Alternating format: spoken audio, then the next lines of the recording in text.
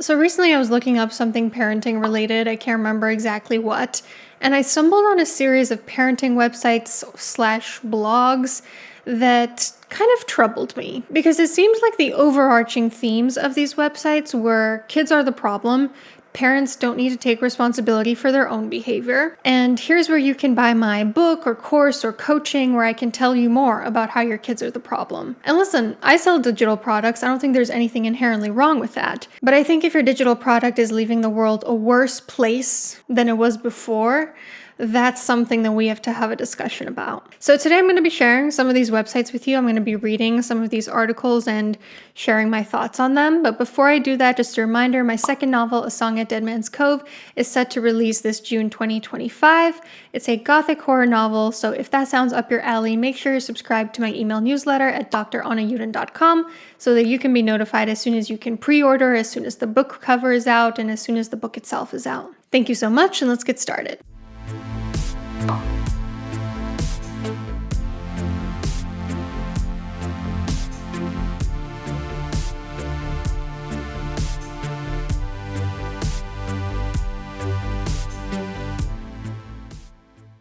So let's start by taking a look at this website I found called empoweringparents.com. So when you click on articles, they say browse articles about child behavior problems.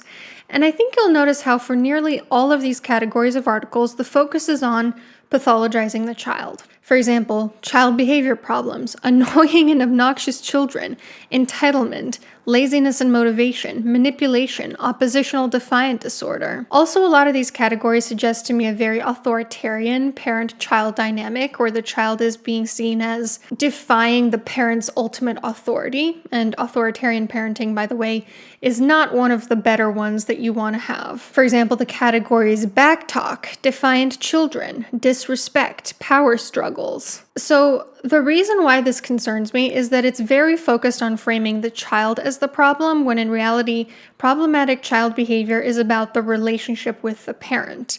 It neglects one half of the equation to completely just put all the onus on the child. And while there's certainly a temperamental and biological component to children's behavior, problematic behavior during childhood is quite often a result of trauma or less than ideal parenting. For example, boys who observe their dads committing intimate partner violence against their moms and identify with a dad then also go on to commit IPV as adults.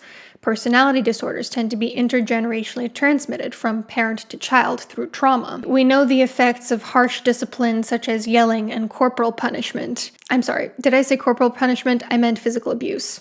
These forms of punishment result in increased aggression in children, externalizing behaviors, anxiety, depression, emotional dysregulation, poor decision-making, lower academic performance, more rebelliousness during adolescence. So they backfire, basically.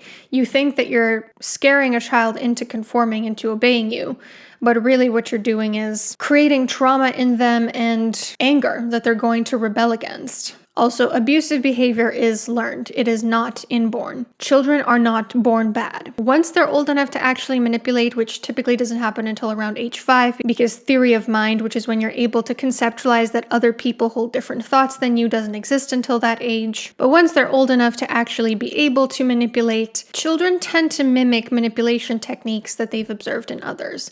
Now, sure, they might learn that, okay, when I cry, I end up getting what I want, so let me try crying. But that only gets reinforced if the parent gives into it, which again comes down to less than ideal parenting. And even when the parent doesn't mistreat the child, again, things that need to be tweaked about their parenting style can create some of these issues in children. For example, very permissive parenting, which entails coddling, enabling, overindulging, lack of natural consequences, leads to the development of things like narcissism. A child witnessing toxic conflict between parents can result in behavioral issues even if those parents are perfectly fine to the child themselves. Or sometimes there is a trauma that's happened outside the home that has nothing to do with the parents, like maybe bullying at school. And sometimes children develop a trauma reaction to that looks like problematic behavior. And of course, it wasn't the parents' fault that those things happened outside the home, but it's still not that the child was born bad. The way I see it, even if there is a really strong temperamental or biological component at play with a child's behavior, what point is there focusing on it given that that can't be changed? right? We don't have therapies to change a person's genes. We don't have a pill that's magically going to change someone's personality. So why don't we instead try to target what can actually be improved, which is the family life, the parents' decisions. According to this article on oppositional defiant disorder, parenting practices in particular are the most amenable and easily approached target in the management of ODD, emphasizing the importance and necessity of investigating the links between family factors and child ODD symptoms. Also, parenting practice appears to play a critical role in the development of child ODD symptoms. So we cannot treat the child's oppositional defiant behaviors as happening in a vacuum, when really the thing that needs to be targeted and the thing that likely contributed to that behavior is the parent's behavior. And the thing you'll hear with a lot of estranged parents is, why is it always the parent's fault? Well, the thing is, adults are always the responsible party when it comes to dynamics between adults and children. Sure, there's an increasing amount of responsibility as kids grow up into adolescents and eventually young adults, but you as the parent are the one with the power in that imbalance. You are the one with full autonomy and independence. Your child's outcomes depend on your behaviors, not just their own. There's a reason why kids can't even get piercings or tattoos without their parents' consent, whether or not that's something that you agree with. The adults are the responsible party. Even legally speaking, we understand this. Until the child is old enough to make their own decisions, the responsibility falls on the parent to fix what's not working. But look here, there's a section under parenting strategies and techniques called accountability and responsibility. So I'm sure that section is going to cover ways in which parents need to take responsibility too, right? Right? Oh, no, it looks like that section has articles such as, "My kid won't get out of bed, stop the morning madness now." "Does your child have a victim mentality? 4 steps to turn it around." "Parenting truth, you are not to blame for your child's behavior." "Irresponsible children, why nagging and lectures don't work." "I'll do it later, 6 ways to get kids to do chores now." "I'm a victim, so the rules don't apply to me. How to stop victim thinking in kids." And how to create a culture of accountability in your home, which sounds like it might be going down the lines of, you do it by modeling what accountability looks like. But then you see here it starts by saying, have you ever wondered what it means to hold your child accountable rather than focusing on the parent? So I want to take a look at one of these articles in particular, the one titled Parenting Truth, You Are Not to Blame for Your Child's Behavior, because spoiler alert, there's a lot in there that we need to talk about. But before I get into the nitty-gritty of that article, I do want to tell you about the sponsor of today's video, Babbel. Babbel is one of the top language learning apps in the world. I've actually been learning Italian from the comfort of my own home on my phone for over a year at this point, so this is something that I can really attest to. Actually, a few months ago, my husband and I were visiting a family friend. She didn't speak English, she didn't speak much Romanian, and so the way that they actually communicated with each other was in Italian, since both of them have lived in Italy, and I was so pleasantly surprised to realize that I understood everything that they were saying, and all the Italian I've ever taken has been on my phone. I even corrected my husband's grammar a few times. Che cosa desidera? Prendo un vino rosso. Va bene. E da mangiare? Vorrei un piatto di orecchiette al sugo. Qualcos'altro? Va bene così, grazie. There are literally so many reasons to learn a new language. A big one is to keep your mind fresh. Learning a new language offsets the risk of dementia when you're older. Of course, to be able to connect with people from a specific culture if you're traveling there or moving there or working with them or marrying into a family of immigrants. It makes you a more appealing job candidate. Or sometimes you just want to gain a sense of self-efficacy and just prove to yourself that you can learn something new. So why Babbel in particular? Babbel is super convenient. Like I said, you can just do it at home from your phone, and just 5 minutes a day really adds up over time. I can really speak to this. Their lessons have been created by over 650 language experts, and I can tell, they really go in depth with learning all the conjugations, for instance. And it has very practical conversations about travel, relationships, and so forth, kind of like your own language personal coach. If it's not the right fit for you, you get a 20-day money-back guarantee. And since Babbel promises to get you speaking in 3 weeks, that's just enough time to see if it really works for you. So get 60% off your subscription using my link below, and let me know which language you'd like to try with them and why. Drop a comment down below. Now back to that very interesting article I was telling you about. So let's take a look at one of these articles. Let's take a look at the one titled Parenting Truth, You Are Not to Blame for Your Child's Behavior. I wouldn't be in trouble at school if my mom had just written me an excuse, complained a teen I was counseling recently. And the teacher didn't have to fail me, he could have let me off with a warning. As I listened to this bright 15-year-old kid explain why everyone was at fault for his situation except himself, I encouraged him to take personal responsibility for his own choices. He looked at me as if I was speaking a foreign language or had lost my mind. Okay, firstly, this is not really related, but I am a little wary of the ethics of discussing what a client was saying in therapy on a public website, especially considering it doesn't really paint them in the most favorable light. But, even putting that aside, it's not ethical to publicly discuss clients, even if you anonymize it. If you do that, you still need to get consent from them first. The current ethical rule of thumb is not that somebody would be able to figure out who you're talking about, it's that the client themselves would be able to figure out who you're talking about. So in that sense, you are not allowed to talk about your clients publicly like this. Carrying on. Rather than being the exception, I think this example has become the rule. From politicians to celebrities to our kids, no one seems able to admit they were wrong or take responsibility these days. Everyone seems to be playing the blame game. Yeah, I don't disagree. I think we do have a personal responsibility crisis in American culture. We live in a culture of blame. As parents, we expect our children to do what so many don't, take responsibility. Nothing is more irritating than hearing your child whine, "It's not my fault."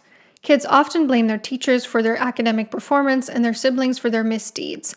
And why not? Blaming others is modeled for our children daily by adults, their peers, and the news. Yes, I would argue the people that most need to model taking responsibility are the parents themselves. It's so easy to focus on others when something goes wrong that we often don't even realize we're doing it too. Blaming others has become so widespread that it's striking when someone actually does take responsibility. In a meeting recently, a coworker made the statement, "You know what? I didn't follow through with that task. I apologize. It was my fault. I'll do it now and it won't happen again." It was refreshing to hear those words. I complimented the woman afterward on taking personal accountability for her actions. In our society, blame is so commonplace that we're often surprised when someone owns up to something with no excuses. Giving responsibility to your child is challenging. As parents, it can be difficult to watch our kids struggle and experience negative consequences in life. When your child was a baby, you were entirely responsible for her, what she ate, her safety, everything. You were her caregiver. As your child got older, little by little, you started giving her more responsibility. You wanted her to become more independent. But with independence comes choices and responsibility. That's a little circular. She's saying you gave her more responsibility, which gave her more independence, which gave her more responsibility. It doesn't quite make sense, but anyway. It can be intimidating and scary for both you and your child to let go of that caregiving relationship. Transitioning from taking total responsibility for your child to allowing her to make mistakes so she can learn and grow from them can be a tough process. We expect our kids to get it wrong sometimes. That's just life. It's also part of human nature to be uncomfortable when you have to admit you've made a mistake or a poor choice. It's hard to own that you've let someone down or hurt them. Most of us don't want others to think badly of us, and we may worry that we'll be judged harshly or thought of less as a result of our behavior. I completely agree. And the ironic thing is that I see this a lot with parents who struggle with self-reflection, is that when they feel like they've kind of dropped the ball as parents, for instance, when they raise their voice at their child, or they made a mistake, or they hurt their child in some way, they focus their efforts on sort of bringing equilibrium again to this self-concept as I am a good parent.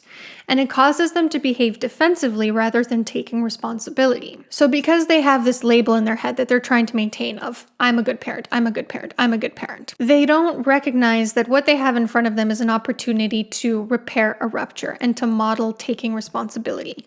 And they don't go to their child and say, you know what I did the other day, I spoke to you really harshly in a moment of anger, and that wasn't okay. And I really apologize. I wouldn't want to hurt your feelings, but I'm sure I did. So, I'm wondering if this article is going to get to that, into how parents can lead by example when it comes to taking responsibility. We also may want to avoid negative consequences for our actions. After all, when was the last time you said, "Yes, officer, I was speeding and I deserved that ticket"? It's the same for our kids. They don't like to feel discomfort any more than adults do. But discomfort is how we learn and grow, by recognizing and acknowledging our mistakes and then doing things differently in the future so we don't feel uncomfortable that way again. Okay, so yeah, the authors do sort of hint at when was the last time you did that? Good. Why does everyone always blame the parents for the child's behavior? In society today, there's been a growing trend of blaming parents for a child's behavior. Whenever there's a tragedy or a child behaves in a dangerous, harmful, irresponsible, or wrong way, people always ask, where were his parents? And parents, particularly those with kids struggling with poor behavior choices, have taken this to heart, internalizing and often blaming themselves. Okay, so here I think I'm catching on to something called the fault responsibility fallacy, which is people have this notion in their heads that if you are responsible for something, then you are also to blame for it. And that is not the case. Those two are different things. You as a parent are responsible for raising your child to be the best version of themselves as possible. And sometimes when your child makes a really awful mistake, that can reflect less than ideal parenting. Okay, I don't want to say like bad parenting necessarily, but it reflects, something that could use being looked at and being addressed. That is not the same thing as blame. When somebody chooses to do something with their own free will, they are the one who is to blame for the harm caused. It's the same thing with abuse. Sometimes victims will blame themselves for what the abuser has chosen to do with their own actions. And also at the same time kind of struggle with thinking of ways to take responsibility for how they could do things differently moving forward. Because I do think part of healing from abusive dynamics is taking a look at okay, what can I do differently? Could I make different decisions about the types of partners that I allow into my life, for instance? That is very different from blame. Blame is, oh, it's my fault that this happened to me. No, that person's behavior is their fault. You are responsible for your behavior, but you are not to blame for what somebody else did to you. Think that, for instance, you get into a car accident at a stop sign. Somebody didn't stop at the stop sign. They are to blame for it. There might have been things that contributed to that situation, actions that you took, had you made different choices would have prevented the outcome. For instance, if you had left for work 5 minutes earlier than you did, or if you had taken a different route. If you had done those things, you would have been able to prevent the outcome, but that doesn't mean that it was your fault that it happened. You understand what I'm saying? And so when parents are asking themselves, why is it always my fault? I think that sometimes it's a misunderstanding. We're not saying that it's the parent's fault, but again, the parent is the responsible party who needs to take responsibility for their parenting first and foremost. Parents will say, if I hadn't had to work as much, maybe my son wouldn't be so angry. Maybe he wouldn't get into fights. He tells me all the time it's my fault, and maybe he's right. But by saying this, the child gets the message that he's not responsible for his behavior and choices. His parents are. Unfortunately, this can lead to a lifetime pattern of blaming others and refusing to take responsibility. It will always be his spouse's fault, the boss's fault, the police officer's fault, or the legal system's fault. Okay, but see, even here though, I see an opportunity for the parent to take responsibility for what they could do better. Because this attitude of, oh, it's my fault, let me enable my son's behavior, that's an example of permissive parenting. That's an opportunity to shift gear into more authoritative parenting, into more natural consequences, and to model showing to your child, no, actually, this is not my fault. This is your responsibility. You are the one who is responsible for your own actions, and because you did X, Y, Z, A, B, C consequence will follow. So again, by the parent taking responsibility for their parenting, they can instill the same in their children while also improving their parenting. In short, blaming yourself for your child's behavior is not effective. It makes you feel terrible and it doesn't help your child.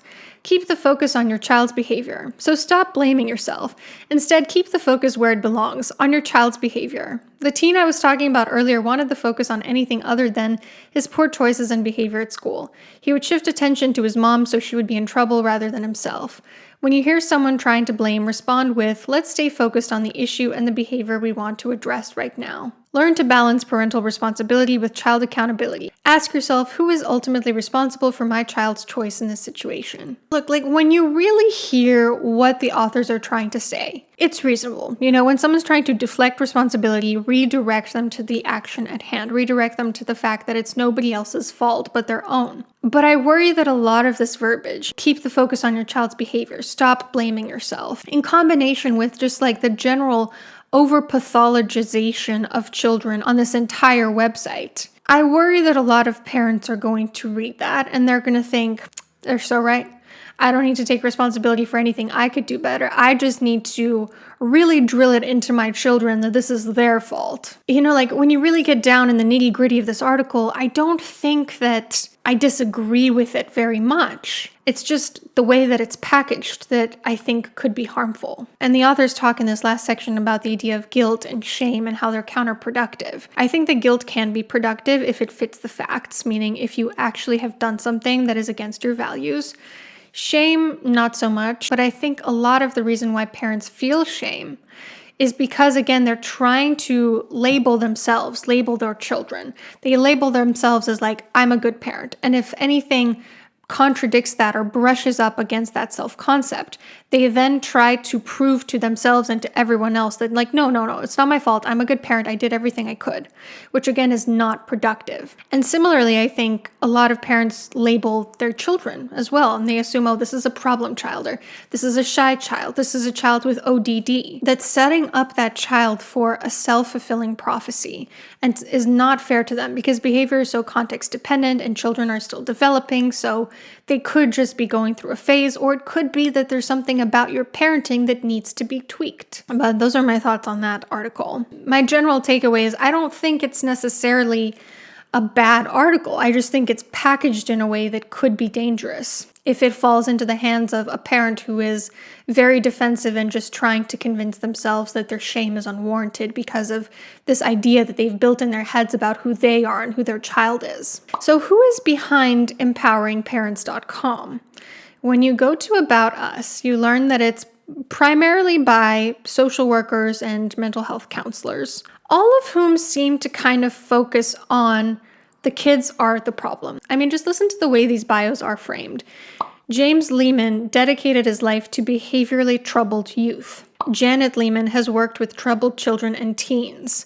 She specializes in child behavior problems. Kimberly Abraham specializes in working with teens with behavioral disorders and has also raised a child with oppositional defiant disorder. Again, I really don't think that this emphasis on pathologizing children is the right approach. And then when you go to their shop section, you learn that they have a total transformation online package. They also have online parent coaching, and they have some sort of subscription service. And as part of their frequently asked questions about their coaches, it says, our coaches all have backgrounds in social work, psychology, and/or education and have worked with thousands of parents just like you. But then they also say, please note, our coaches are not licensed in social work or any other mental health field, and our parenting advice services are not a substitute for professional mental health services. Parent coaching is usually a component of providing therapy to troubled children. So I'm really struggling to understand how this is any different from therapy in practice.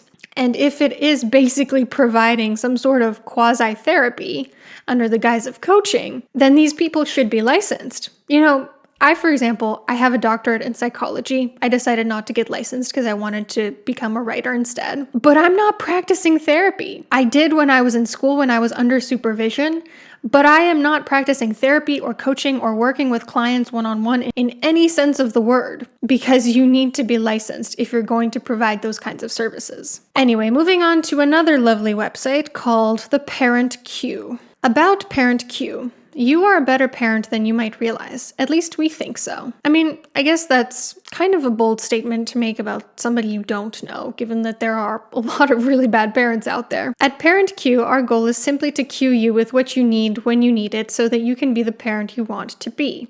And then you can see that this is a Christian organization. As Christians, we are united by our common belief in the creator of the cosmos, the image of God in all people, and our faith in Jesus Christ.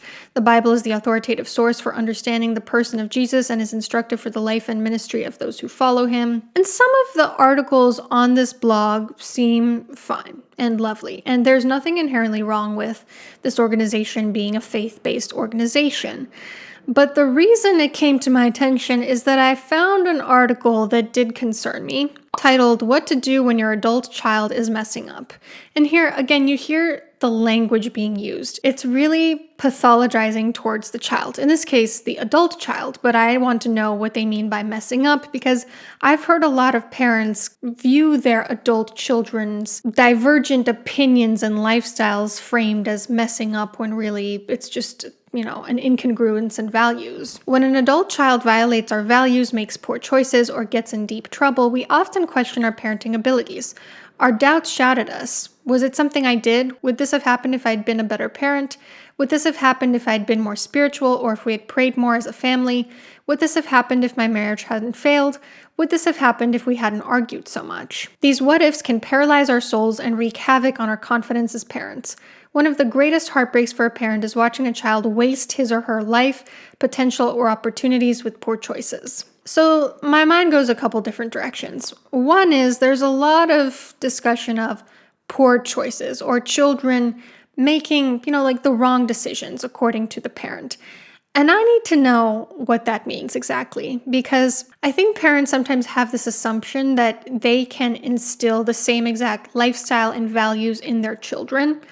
And that is very much not the case. Children are their own individuals. Personal values are deeply, deeply diverse and versatile in the way that they show up in day-to-day life. Take, for example, the value of family.